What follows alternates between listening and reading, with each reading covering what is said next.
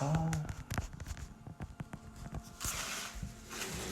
think I'm actually live, and I'm not driving tonight, and I'm not sitting in the back with no internet signal.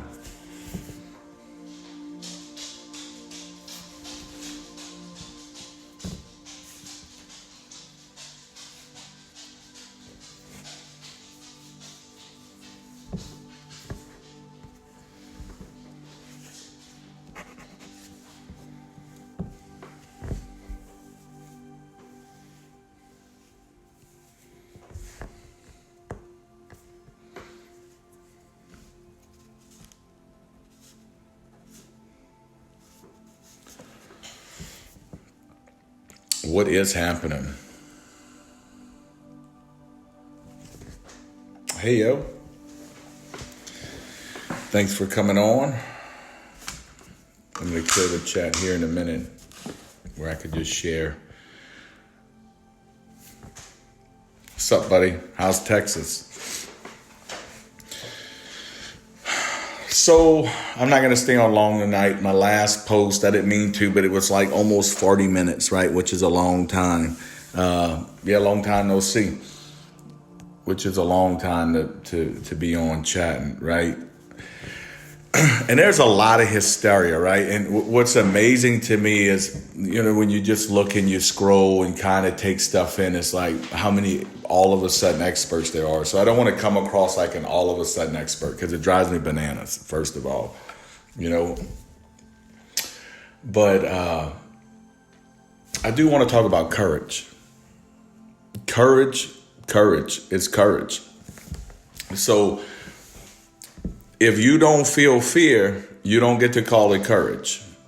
It's only courage once you feel fear.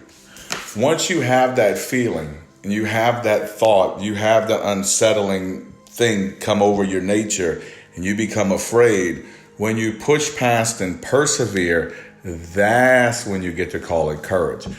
You're just having an ordinary day otherwise.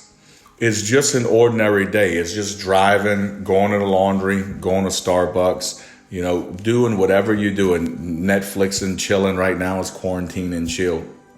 I've kind of been looking at some numbers. I'm not going to get into any numbers today. It's way too early for that, okay?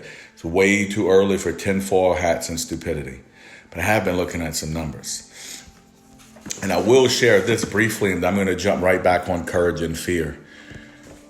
There are no protests in Italy right now, or in the capital city in Wuhan.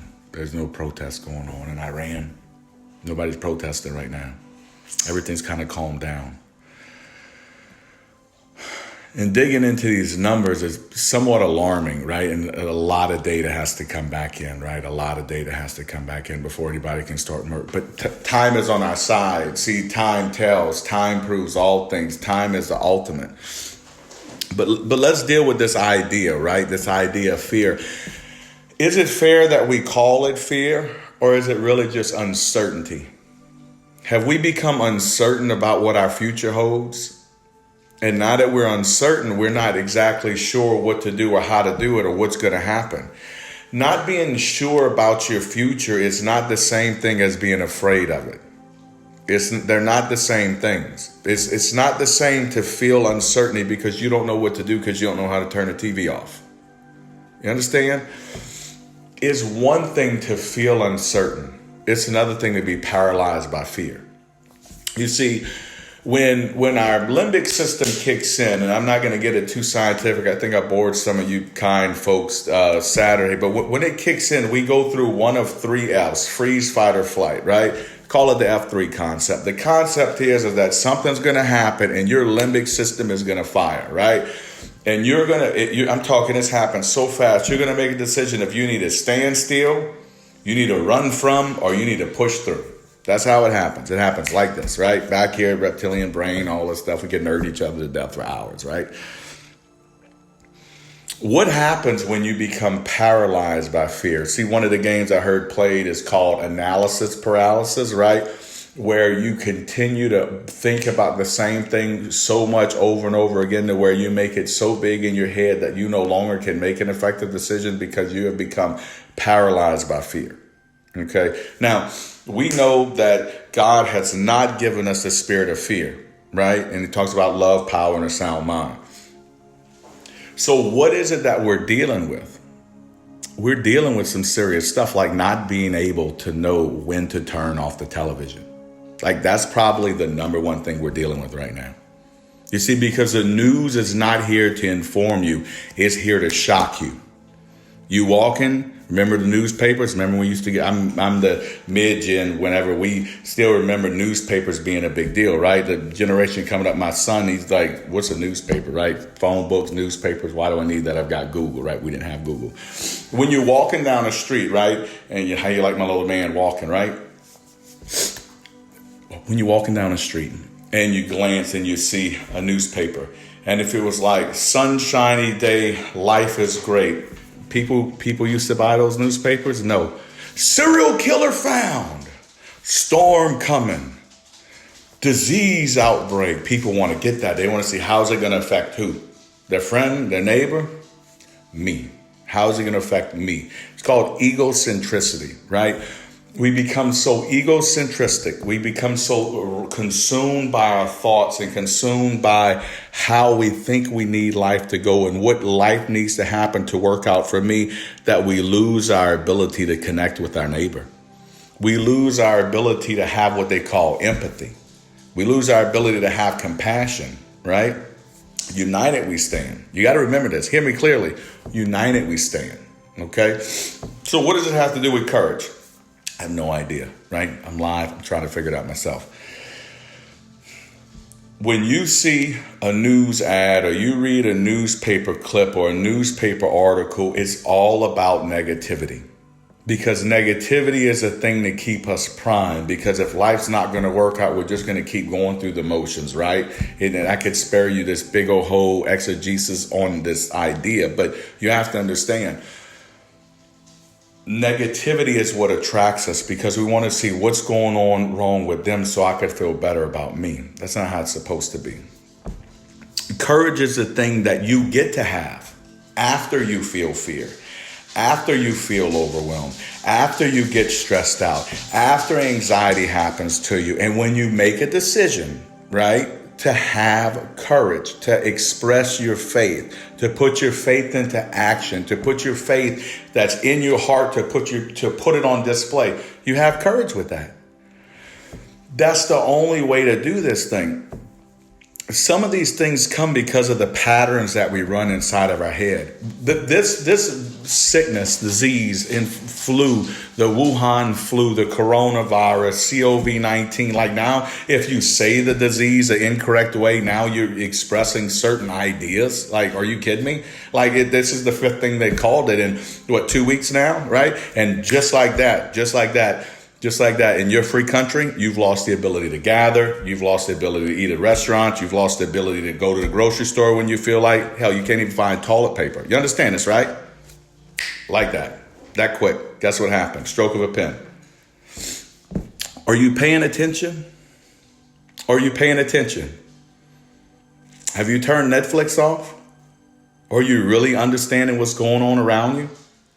Do you really see this thing, how it's picking up energy?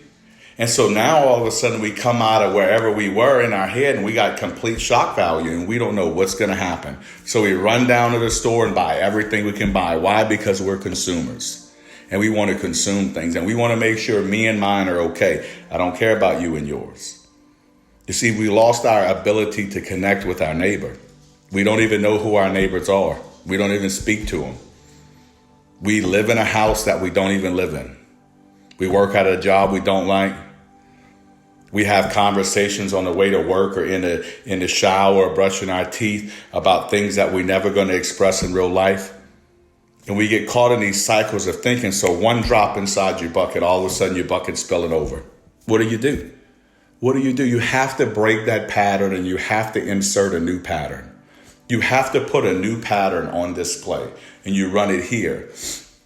Fear hath torment, but perfect love cast out fear. right? And we know God has perfect love to us. But if we start to express love to our neighbors, now we don't have to be worried about them anymore. Now we actually know what's going on in our life. Go get your two squares of toilet paper from them if you need to. You know what I'm saying? Anxiety and stress and fear and anger and greed, they're all first cousins. They're all first cousins. What happens? We get so emotionally charged that we no longer can think logically. Emotion gets in the way of rational thought. It always has. It always will. Emotion gets in the way of rational thought. So how can we take and process the data in a way that it doesn't cause us to be a tornado to people all around us? How can you do that? How can you have a sensibility here and be solid here? You have to find something to be certain about. Look, we live in crazy times, crazy days. Can't even go to church these days, right? And I respect my people. My people are great. I love my people. My dude got on the internet today at 10 o'clock on Facebook. I was so proud of him. He did it yesterday. He's going to do it tomorrow. Check out House of Prayer live stream. Listen, the government is doing everything it can right now to make sure that we're all okay. For all we know, right? For all we know. And that's what we have to believe. Okay, things manifest themselves. You don't have to go out and be Dick Tracy, Inspector Gadget, Jacques Cousteau, Columbo, all these different detectives. That's not what life's about. Love the people who you are closely connected with.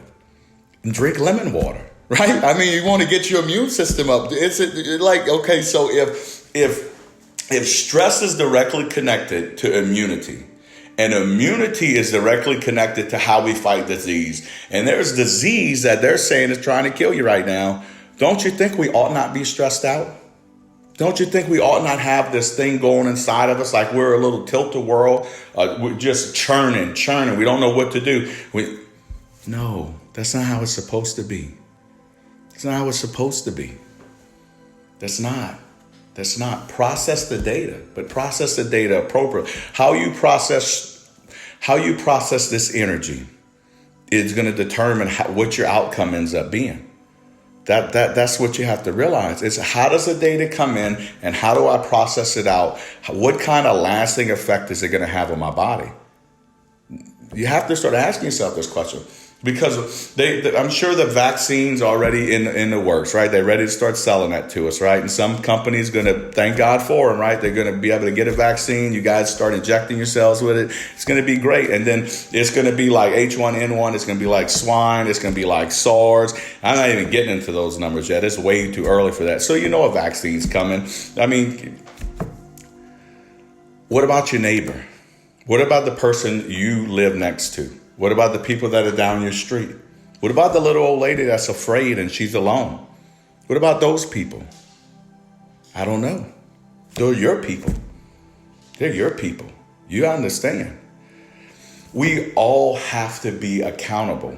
Now listen, a friend of mine told me years ago, responsibility will cause you to do the things you would not normally do.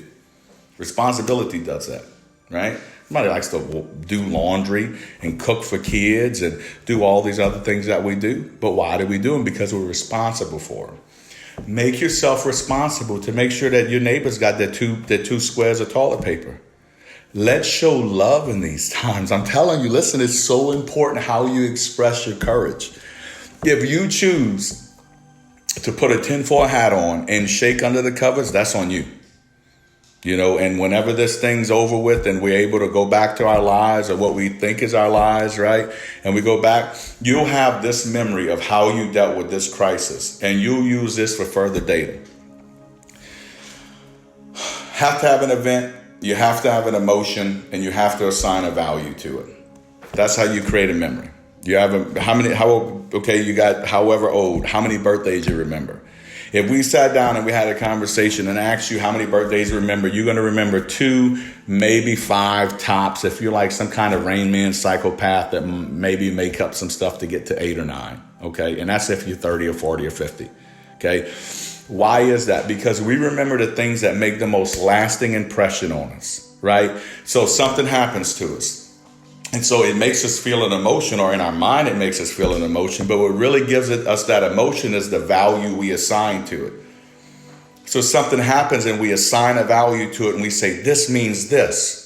They did this to me, or they did this to hurt me, or they did that. And then we assign that value to it. Then we go find a corresponding emotion over here and we put it together and we say, this means that, and we store it away. That's what happens. And we in theta brainwave function until we're 7 years old. And after that, it starts to change. And I'll spare you the lesson tonight. But nobody does anything to you. Nobody can make you feel a certain way. Nobody can make you afraid. Nobody can make you happy. We choose how we feel. The problem, or the area of opportunity, rather, I'll submit to you, is we're not conscious of how we're processing the data. How we process the data matters more than the data itself. You have to hear me clearly. How we process the data matters, right? There's a whole group of people that thinks the government's out to get them. Right? And there's a whole group of people that think this is like HIV. And there's a whole group of people that think they're not going to get sick no matter what they do. And there's a whole group of people that think that it's stupid that they don't get to go to work. And there's a whole group of people that wish they wouldn't be able to go to work. The meaning of life is the meaning you give it. It's all just here.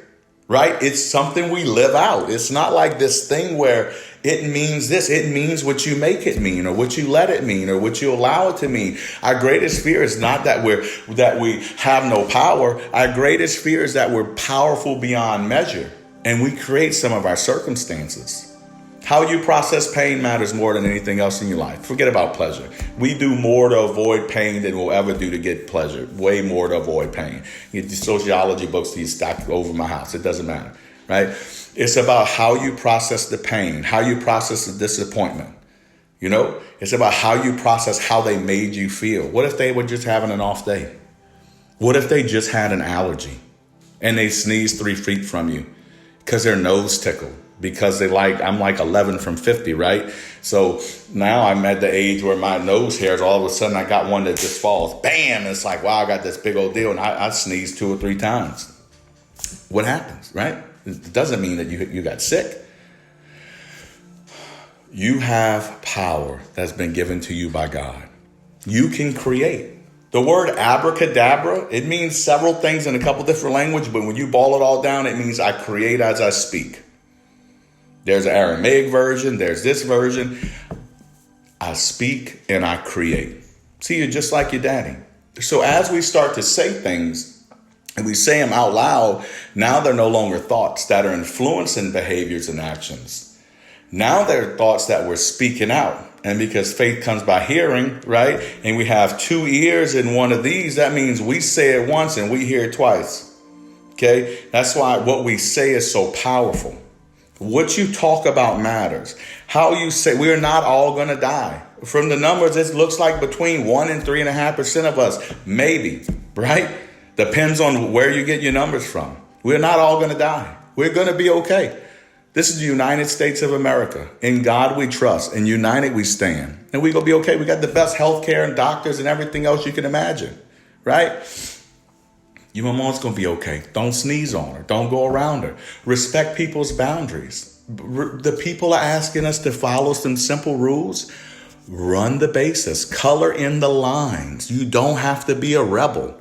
You don't have to be a rebel. You don't have to rage against the machine. Just do what the people are asking you to do. Wash your hands. Why? What's the harm of washing your hands, right? Don't touch your face. We don't like booger-nosed people anyway. Don't put your hands in your mouth. That's disgusting anyhow. If you need to clean your eyes, have some courtesy on everybody and go in the bathroom. It's gross anyway. Nobody wants to watch you wipe your eyes and blow your nose at the table. Have some manners. We don't have to challenge things. They don't need to be challenged. Run the bases. Color in the lines. Trust me, you have enough people in your life that if this thing gets serious, you will know. It won't be you and your uncle getting all caffeinated on coffee and sugar, talking about how you're going to do this and how you're going to do that. Forget about it. It's too late to dig the bunker. If this is the time, it's too late to dig the bunker, right? Stop buying toilet paper. Other people need toilet paper too. It's not that bad. I seen a picture of one of my friends from the United Kingdom. Holy cannoli, you should have seen there was no bread anywhere. And then my wife went to Walmart and went to and there's no bread. Like, who does this? Like the Evangeline dudes coming back tomorrow. You might get all 5 loaves tonight, okay? But what you going to do with moldy bread in 4 days? Did you think this thing through? Emotion gets in the way of rational thought. Emotion gets in the way of rational thought. Do you realize that the sitcom, the ideas of the worst case scenario game you've been playing with yourself, however long you've been processing conscious thought, doesn't really come true? They don't hate you. They weren't laughing because they were talking about you. The whole world's not out to get you. People actually, it's not that kind of party. It's not that kind of game. I mean, if your filter's broken, say my filter's broken, right? And let's have a much different conversation. But people are not bad. They're not out to get you. They don't want the last loaf of bread to make your family starve. The truth of the matter is you're fat. You could go a few days without eating. You remember them 4 bowls of gumbo you had? You'll be okay. Once you get past the feeling here, that's just sugar addiction. That feeling where you go throw up right here, that's you having a sugar withdrawal. Drink some water and some lemon juice. You're not going to die, boo. You're not going to die. You fat. You'll be okay. You live in South Louisiana. You going to be okay. You can go for a minute. You can go for a quick minute without chewing no food. You understand? And then you don't need as much toilet paper. Wow, look, we solved 2 problems at the same time. It's all about how you process data and what value you give life. What do I want to believe about this? So remember this game. First we think, then we feel, and then we act based on those feelings and thoughts. Okay, so you have ascending patterns of thought. Philippians 4:8, go search that out, right? You have descending patterns of thought. Okay, I'll spare you the display on that. So I think a good thought that gives me a good feeling when I visualize it, and I get that good feeling when I visualize it, and then I go act it out. Ascending pattern of thought. We're headed somewhere. I have a bad thought. I have a negative thought. And that negative thought produces a negative feeling. And then that negative feeling, man, it makes me feel bad inside. And that negative feeling, all of a sudden, now I'm acting out that negative feeling. And then you know what I do next because I'm stupid? I talk about my negativity. And so guess what I've done? I've just created a pattern. My think, feel, act game is now corrupted. So what do I need to do? How do we fix it? Now, all we have to do is we have to insert some good thoughts. We start thinking good thoughts. Whatsoever things are pure, whatsoever things are lovely, whatsoever things are of good report, right? Those kind of things. And it's uplifting. And so now all of a sudden we don't feel heavy, right? Sometimes you just got to shake yourself, man. I can't explain that. I cannot express it enough. My dog, I got 3 dogs, right? So the dog will come up to get loved on sometimes, and I'm just not in the mood to pet a dog. Like, I will kick you across the living room, but I don't want to pet you. We're not that cool right now. And once I push, like, I'm like, no, we're not doing nothing right now. See, they hear me talking about quiet. They hear me talking, right, about them. When they walk 2 feet away from me, the dog doesn't go mope and cry, and Deuce does sometimes, but they do go. They shake it off. They will forget you then. What we have to do is we have to develop a system inside of us to where we shake off the negative feelings. We shake off the bad feelings. We don't have to carry them inside of us. We don't have to talk about them. We don't have to feel them. We don't have to do any of that stuff. We can release it and let it go because it's not healthy for us. You understand that you're in control of your destiny, whether you believe it or not, whether or not you want to think you're a victim or you want to think this or that. I understand we've all got circumstances, but I could make a promise to you right now. You're not a victim. You are a victor. And the only difference from you being a victor and a victim is the assignment that you give life. That's it. How does this make me feel? Like I wanted to. What does this make me do? What I wanted to do in the first place. We cannot continue to blame other people for the actions that we put upon ourselves. We cannot blame other people. I can't blame this one. I can't blame that one. I can't say it's because of this. I can't say if that would have happened. Life has a funny way of working out for us. All things work together for the good. I'm not going to turn this into a scripture quoting session, but all things work together for the good. You have to believe that. You're believing something. I don't know how long I've been on, but I'm going to jump off here. But you are believing something. You are assigning value to something. You are saying this means this, and therefore I feel this, or I feel this.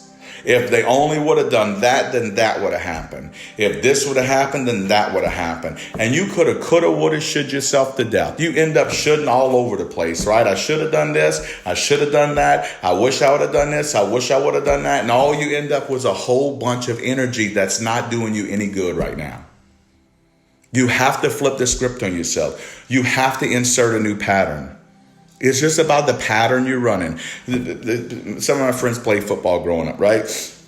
And there was this thing, I remember a guy named, I forget his first name, but Nixon. He would do this button hook thing, right? And he would do like 3 or 4, and he would turn around, and he was just like waiting on the whole world to catch it in his arms. I'd never forget that face he would make when he did it. It's funny, I love the guy, right? If I'd seen him, I'd give him a hug. He was running a button hook pattern.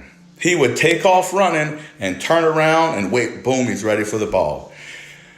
And some of us run a different pattern. We're running a pattern, we don't even know where we're running. Some of us are getting hit in the head by, we running and we're supposed to be turning around and catching what life's throwing at us, and we just running like Forrest Gump. I was running, and then bam, life hits you right back to skull. And you're like, where'd that come from? That came from your lack of preparedness. That came from your inconsistency and refusal to plan ahead. That's where that came from. That came from you not having any discipline in your private life. People are rewarded in public for what they practice in private, period. That's it. That's the game, right? You want to change the game, you need to change your habits. You want to see what somebody really is, if you can understand somebody's core set of patterns, you can make a good prediction on where they're going to be. You show me somebody's circle and I'll show you where they're going to be in 5 years, right? It's all about what we do consistently, how we process data in this box that ends up showing to the whole world. You ever talk to somebody, I'm going over, but you ever had a conversation with somebody and they didn't know you were talking to them? You ever started chatting with somebody and they had no idea you were talking to them? But they were definitely self-absorbed. What were they doing? What were they chatting with? What was going on inside this thing? What were they doing? They were running that default mode, that sitcom or that situation that they just were completely self-absorbed, and they were having a moment. And then you tried to talk to them, or you reached out to them, or you want to share with them, or whatever the nerd word you want to apply for being nice, right? So you hit them with a nice nerd word, and they came to, where were they at? What were they doing? Why didn't they hear you? They were standing right there. You see, we have to become consciously aware of the undertakings we do whenever nobody can hear us. You need to be nice to you. You need to say nice things to yourself. You need to be your number one biggest fan. Negative self-talk is the number one way to drive yourself into stress and anxiety. Life don't work out perfect for people. It's not about being perfect. It's about making progress. It's about persevering. How can you call yourself a champion if you've never been knocked down? If you've never been knocked down, how can you be a champion? You're just a one-hit wonder. It's when you get knocked down, when you're on your back, when you're looking up and the refs count 3, 4, 5, and you got to shake off that last blow because you weren't paying attention. You got to shake off that last blow because you didn't put your gym time in. You got to shake off that last blow because your abs weren't tight enough. They took you in from you. And you crawl back to your knees and you stand up, and guess what you do? You shake it off and you go for another round. That's the game. That's the game. You cannot call yourself a champion until you've been flat on your back. You looked up at the lights and you knew the easiest thing to do was to lay down and be counted out. So what does this have to do with right now? Understand that you're not afraid. You're uncertain. Understand that even though with all this stuff going on, you're just uncertain. Why are you uncertain? Because you're not turning the TV off. Because you're not doing your private time. Because you're not going deep into your intuition and getting lined out and getting an understanding from above. That's why. If you can get centered, and I don't want to get into all this crazy stuff, right? But if you can get centered around a core set of beliefs and just dig deep in those beliefs and be that grizzly bear. You know why I wear this? I keep seeing this shirt. It was an accident I had it on, and that I'm sitting with this picture of a dove with a boat behind me. It looks kind of weird, right? You know why I wear this? I wear this shirt. Got this shirt in LA. I wear this shirt because I remind myself that I'm a grizzly bear. And I am capable of doing amazing things as long as I give myself the chance to. But if I count myself out right from the beginning, guess what happens? So does everybody else. Every now and then, you have to push past your own circumstantial layout in your mind that life has given you because it beat you to death when you were a little kid and people weren't nice to you. And you have to say, you know what? That doesn't matter now because I am a champion. I have seen the lights from my back and I have seen the lights from my feet. And no matter what happens, I'm going to stay up. Japanese proverb says, fall down 7, stand up 8, right?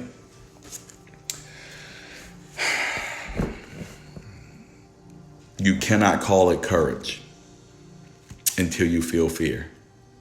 And my friends, it is once you feel fear and it grips your heart and it grips your mind and you don't know what you're going to do and you shake it off and you say, no, I have never seen the righteous forsaken or his seed begging for bread.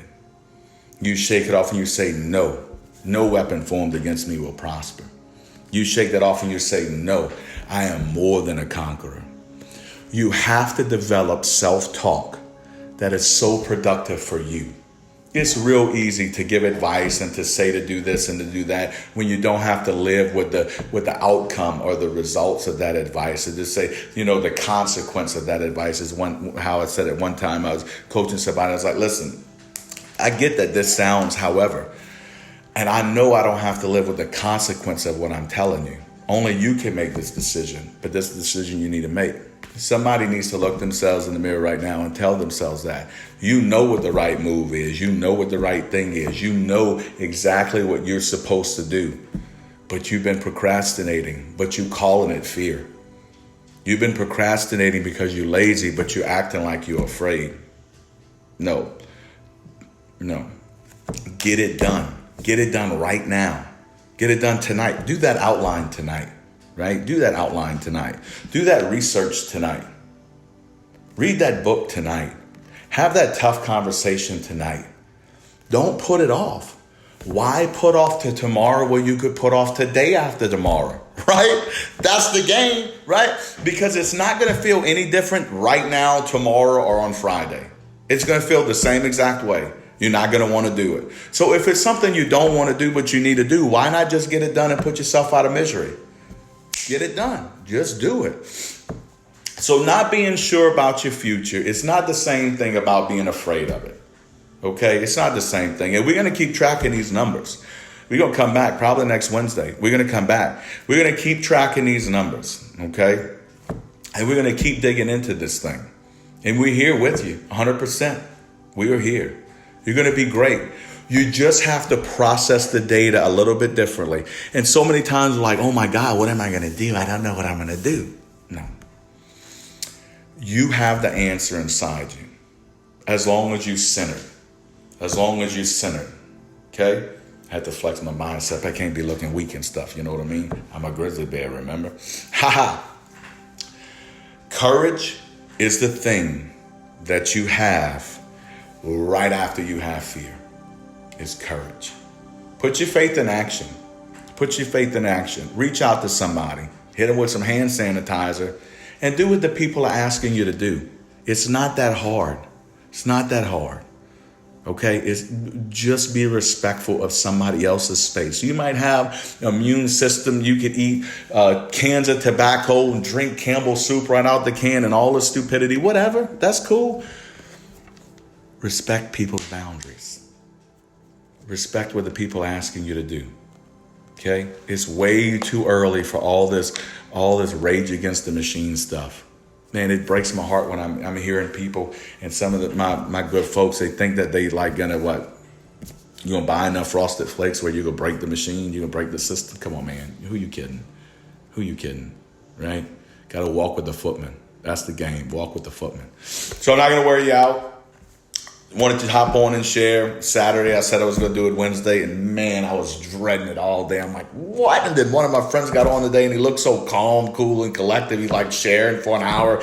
He's got a Bible. He's talking. He's like, man, I'm like, is this Gandhi or one? And he's just doing so great. And here I am, right? Picture, I got a seagull. I got seagulls behind me right here. You heard me? That's what's up.